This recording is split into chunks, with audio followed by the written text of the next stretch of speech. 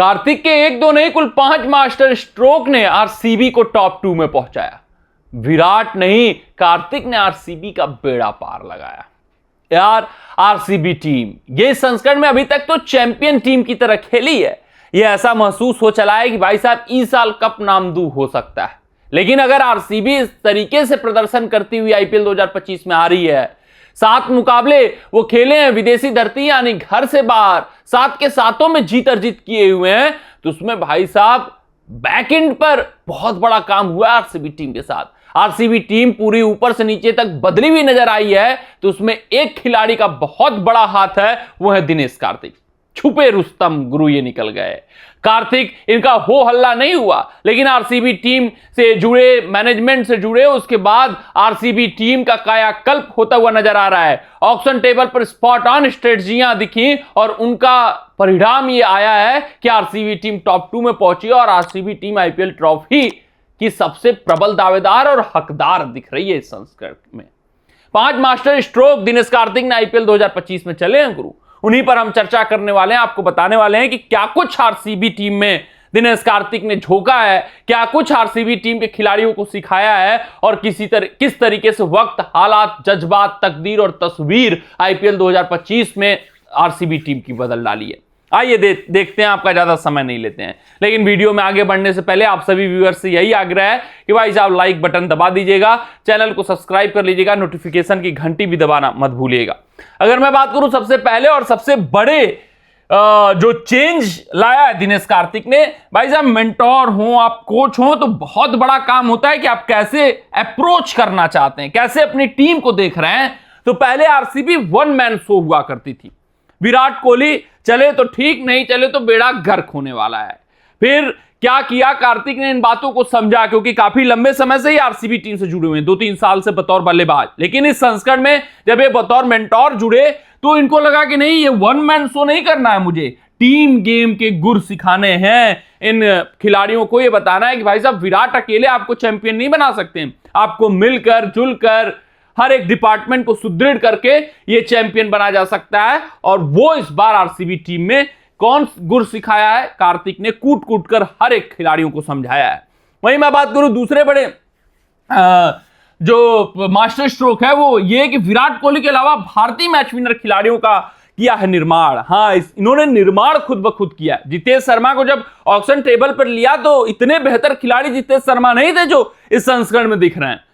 बहुत आलोचना हो रही थी क्यों जितेश शर्मा के ऊपर इतनी बड़ी बोली लगाई, लेकिन जितेश शर्मा ने उन्होंने उनको स्पार्क दिखा होगा, अपने आप को देखा होगा और जितेश शर्मा के ऊपर काफी मेहनत किया, इस संस्करण में काफी मेहनत किया।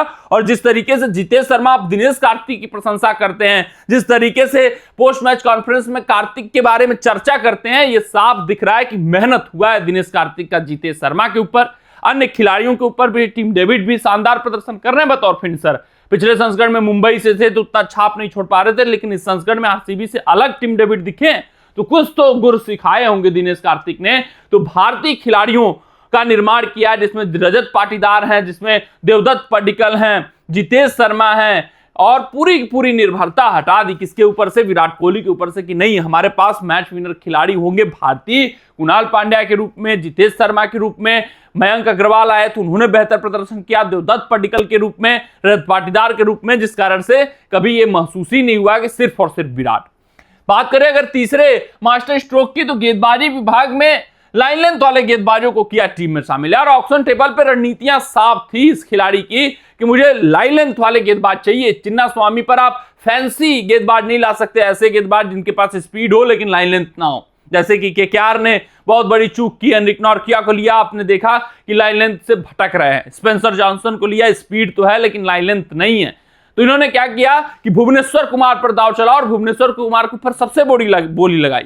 यश दयाल को रिटेन किया, यश दयाल ने अच्छा कार्य करके दिखाया है। फिर हेजलवुड का जो एडिशन रहा वो खास, वो महत्वपूर्ण, वो इस टीम का कायाकल्प कर चुका है, क्योंकि हेजलवुड के जो 4 ओवर रहते हैं वो इंपैक्ट बड़ा छोड़ते हैं और उन 4 ओवरों के कारण भुवनेश्वर अच्छा प्रदर्शन कर जाते हैं, यश दयाल अच्छा प्रदर्शन कर जाते हैं, क्योंकि वो 4 ओवर बेमिसाल रहते हैं। तो लाइन लेंथ वाले गेंदबाजों को ऐड किया है जो स्पॉट ऑन सटीक टप्पे के साथ गेंदबाजी कर सके।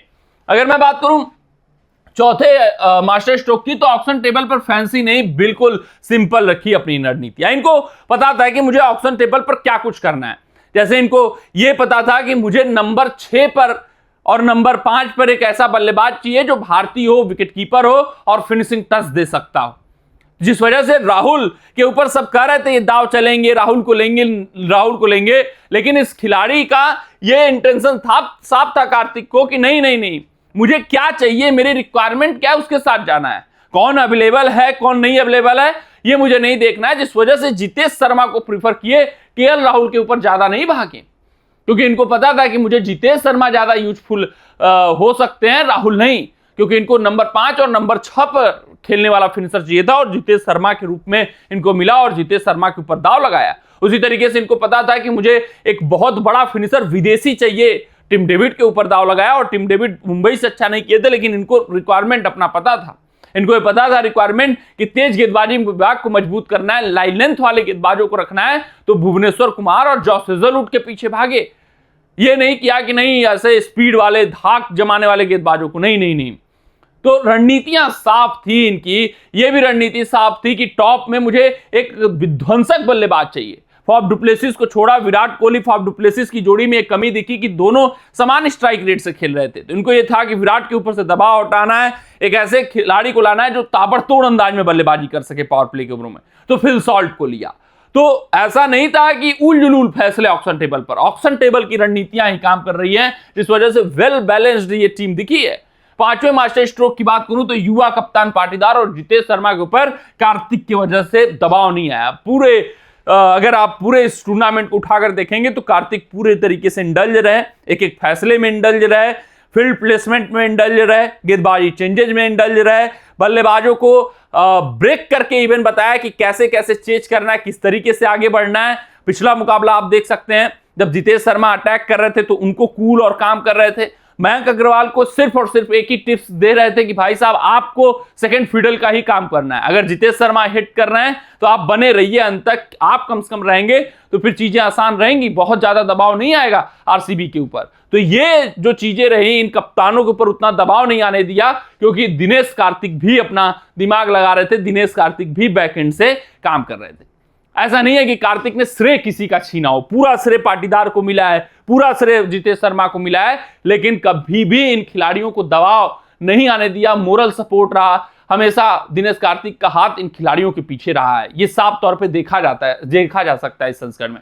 तो ये जो 5 मास्टर स्ट्रोक रहे, खासकर ऑक्शन टेबल पर किस तरीके से टीम का निर्माण करना, तेज गेंदबाजी विभाग में लाइन लेंथ वाले गेंदबाजों को चुनना, विराट कोहली के अलावा भारतीय बल्लेबाजों को भरना, वहां पर भारतीय खिलाड़ियों को, सुपरस्टार खिलाड़ियों को भरना और वन मैन शो से हटाकर टीम गेम के गुर सिखाना, इन सभी बातों ने आरसीबी को अलग टीम बनाया है और आरसीबी इस संस्करण में चैंपियन बन सकती है। और इन्हीं 5 मास्टर स्ट्रोक के दम पर आरसीबी टॉप 2 फिनिश करती हुई आई है। तो विराट नहीं भाई साहब, दिनेश कार्तिक का बहुत बड़ा योगदान है आरसीबी को यहां तक पहुंचाने का। मिलते हैं आपसे अगले रिपोर्ट में, तब तक आप अपना ध्यान दें, लेकिन कमेंट सेक्शन में कमेंट करके जरूर बताइएगा कि आपको क्या कुछ महसूस होता है। ध्यान दें, सुरक्षित रहें, स्वस्थ रहें, मस्त रहें। जय हिंद, जय भारत।